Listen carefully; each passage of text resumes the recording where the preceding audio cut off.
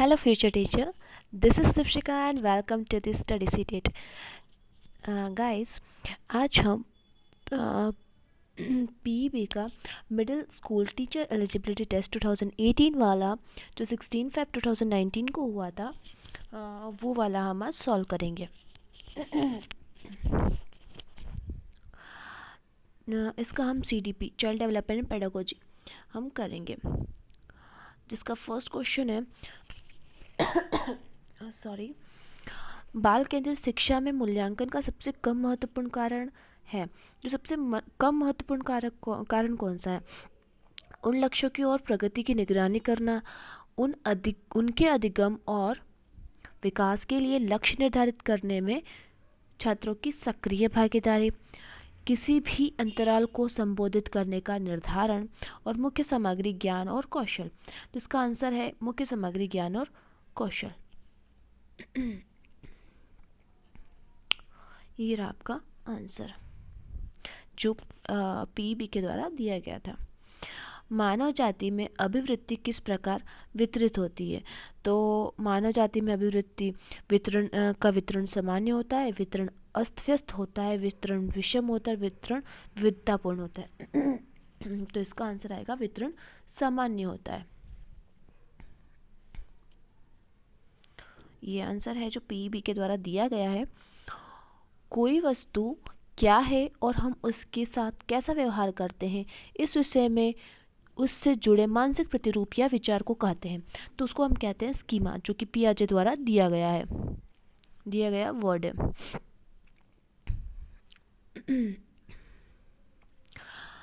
15 बच्चों की कक्षा में जहां आपके पास 15 अलग अलग सीखने की शैली और 15 अलग अलग व्यक्तित्व वाले बच्चे हैं, बाल केंद्रित शिक्षण कैसा होगा? वहाँ पर एक शिक्षक प्रणाली के साथ पाठ योजना विकसित करेगा। प्रत्येक बच्चे को देखकर एक पाठ योजना विकसित करती है कि उसकी ज़रूरतें क्या है।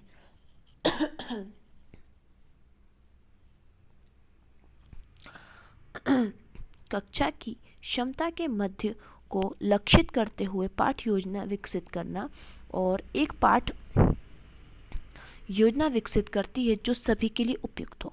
तो सभी बच्चों में बहुत ज़्यादा विविधताएं होती है, तो कोई एक चीज़ किसी सभी बच्चों पे नहीं सेटल हो सकती है।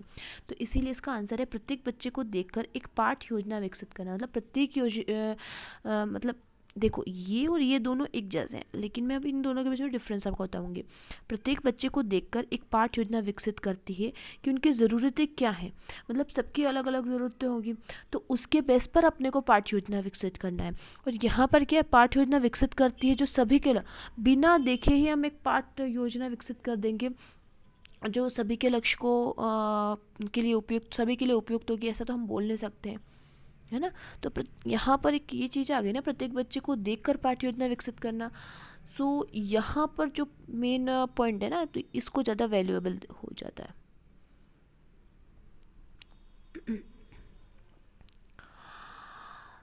प्रगतिशील शिक्षा के जनक के रूप में याद किए जाने वाले सिद्धांतकार हैं, वो है जॉन डुई। जॉन डुई जो है वो प्रगतिशील शिक्षा के जनक माने जाते हैं। पियाजे की क्षमताओं और योग्यताओं को यह नाम दिया है।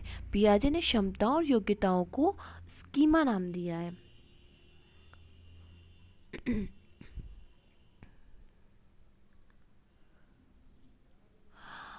अन्वेषण अधिगम में शिक्षण अधिगम में एक समन्वयक मतलब फैसिलिटेटर होता है।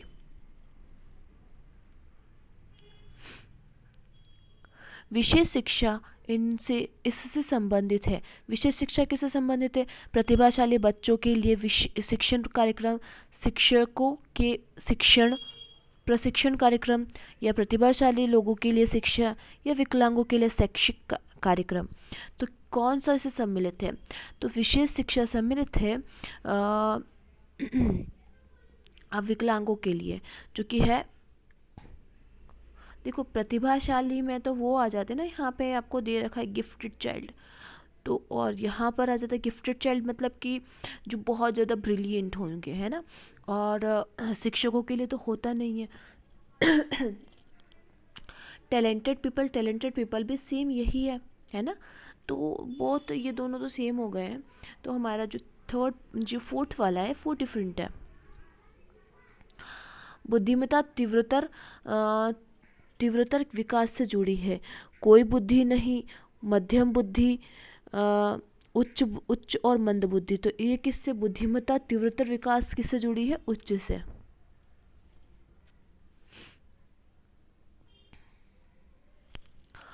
अधिगम सिद्धांत माता पिता की भूमिकाओं को उनके बच्चे के विकास के लिए चिन्हित करते हैं। तो वो किसके लिए विकास करते हैं, प्रशिक्षकों के रूप में, शिक्षकों के रूप में, भागीदारों के रूप में, समर्थकों के रूप में।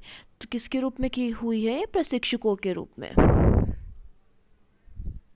अधिगम सिद्धांत माता पिता की भूमिका को उनके बच्चे के विकास में कैसे चिन्हित करते हैं, तो प्रशिक्षक को मतलब ट्रेनर के रूप में।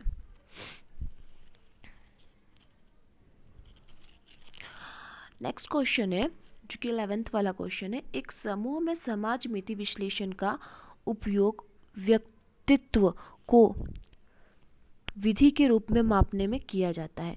तो कैसे किया जाता है, व्यक्तित्व को हम कैसे एक समूह में हम व्यक्तित्व को कैसे मापेंगे, तो हम मापेंगे वस्तुनिष्ठ तरीके से, है ना। विलियमसन के अनुसार निम्नलिखित में से कौन निर्देशन परामर्श का लाभ है। तो निर्देशन परामर्श का लाभ कौन सा है, भावनात्मक पहलू के बजाय बौद्धिक पर जोर दिया है। और मतलब क्या क्या मतलब बताया है, कुशल व आश्वस्त होने के लिए परामर्श लेने के लिए मार्गदर्शन नहीं करता है, और परामर्श लेने वाले को निर्भर बनाना और पहल को दबाना। तो आपको बोला गया है विलियमसन के अनुसार निम्नलिखित कौन सा निर्देशन परामर्श का लाभ है, तो कौन सा है, भावनात्मक पहलू। अब ऐसा नहीं है कोई आपको निर्देशन, अब सपोज आपको काउंसलिंग के लिए आ रहा है, आपको काउंसलिंग कर रहा है ना, लेकिन वो आपके भावनात्मक पहलू से जुड़ जाता है और बौद्धिक पहलू से नहीं जुड़ता है। तो भावनात्मक हो के वो आपकी सेंटिमेंट के हिसाब से काम करेगा, लेकिन अगर वो माइंड से काम करेगा, यार मुझे करना क्या है, तो वो ज़्यादा इम्पोर्टेंट है। सो हमारा फर्स्ट वाला पॉइंट है वो वो इसमें ज़्यादा सुटेबल होता है। क्वेश्चन नंबर 13 है, ऑर्थोटिक उपकरण का मुख्य रूप है, मुख्य रूप से के डिज़ाइन के लिए किया जाता है। तो ऑर्थोटिक उपकरणों का मुख्य रूप शरीर के अंगों को समर्थन देने के लिए किया जाता है, कि शरीर के हिस्सों की मरम्मत के लिए किया जाता है, या फिर न होने वाले अंगों की वजह से के लिए किया जाता है। तो ये भाई किया जाता है शरीर के अंगों को समर्थन देने के लिए।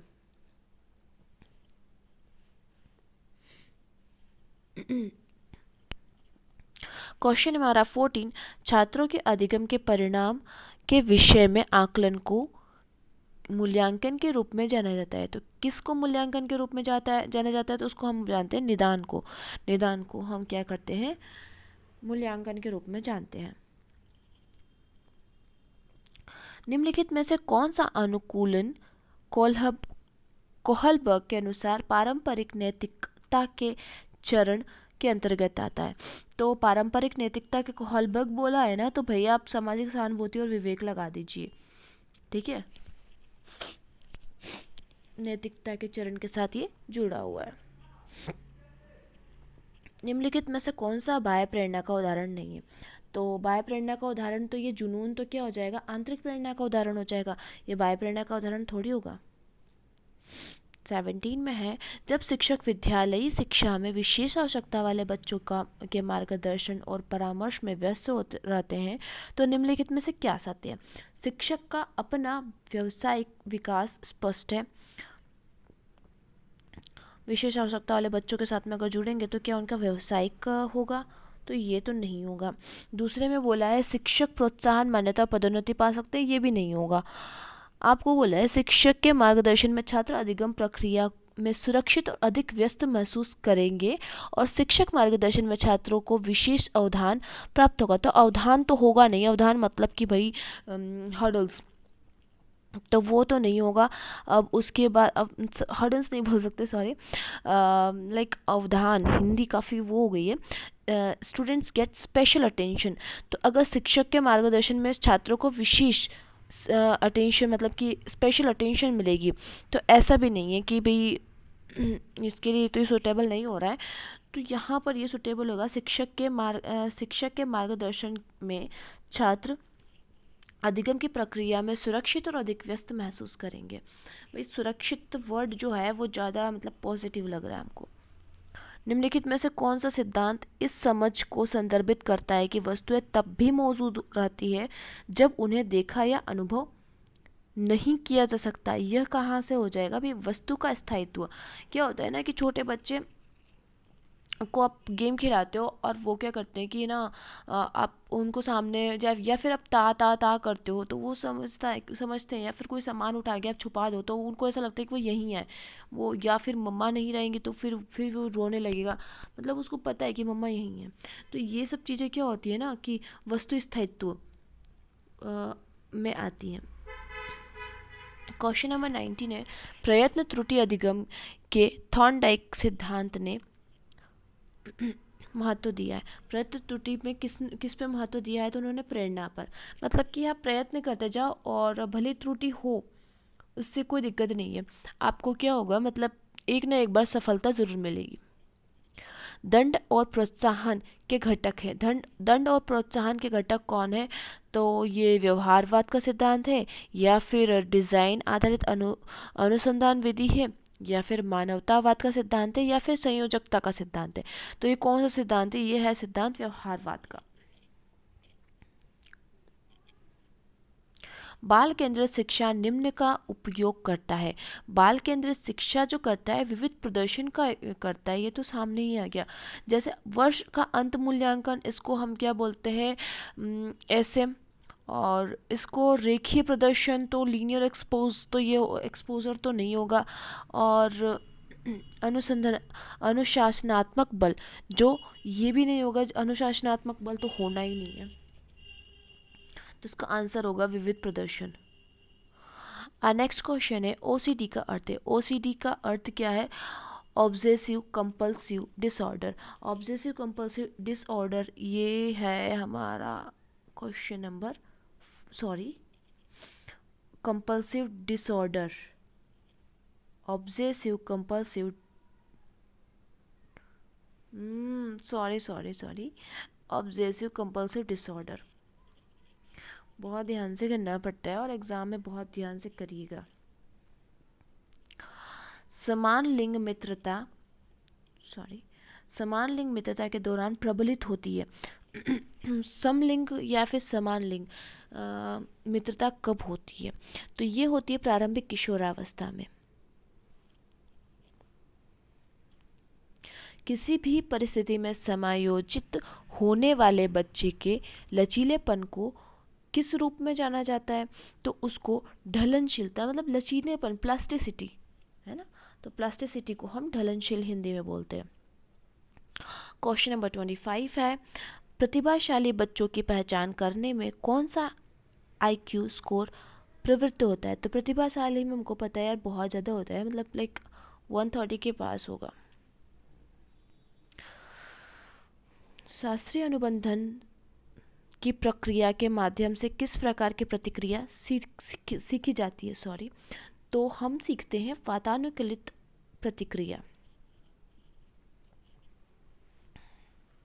किसी बच्चे की वृद्धि और विकास का अध्ययन करने का सर्वोत्तम तरीका होता है, वृद्धि और विकास का अध्ययन करोगे तो विकासात्मक विधि का यूज़ करो आप, तो आपको वृद्धि और विकास का पता चल जाएगा।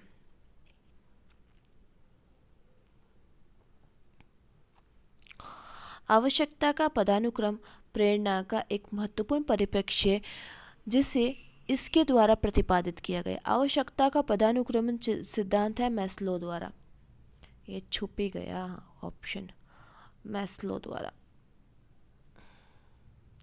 निम्नलिखित में से कौन सा कार्यविधि हमें जानकारी को सामान्य करने में मदद करता है? तो जानकारी को सामान्य करने में मदद कौन करेगा? मूल्यांकन। निम्नलिखित में से पारंपरिक सहयोग इसमें से अधिक क्या है? निम्नलिखित में से पारंपरिक इनमें से अधिक पाया जाता है, किस में पाया जाता है पारंपरिक सहयोग? टीम में।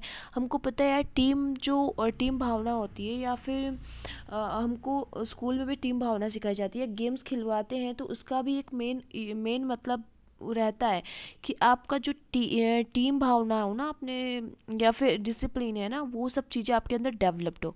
तो टीम भावनाएं पारस्परिक सहयोग की भावनाओं को डेवलप करता है। सो गाइज, आज हमारे ये 30 क्वेश्चंस हो गए हैं। नेक्स्ट सेशन में अगेन मैं 30 क्वेश्चन लाऊंगी। Please like and subscribe my channel, ताकि मुझे थोड़ा मोटिवेशन मिले, एंड नेक्स्ट टाइम मैं फिर से अच्छे से और अच्छे से आपको मैं नॉलेज दे पाऊँ। Thank you guys, please like my channel and subscribe my channel, and like this video and share also, please please please. Thanks for watching.